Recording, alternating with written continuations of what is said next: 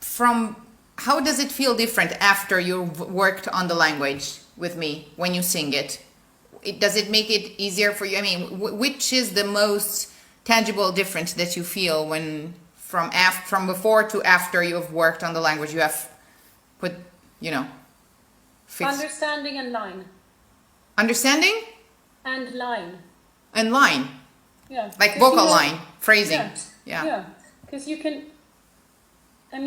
learn to sing an opera and just remembering the words.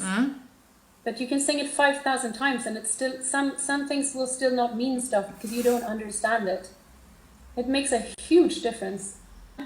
It's really important because sometimes if I have like 15 minutes, I can just sit in my head and go through it. And I can hear it very differently from before we worked on it. I don't really know how to explain it. It's like... That's so important.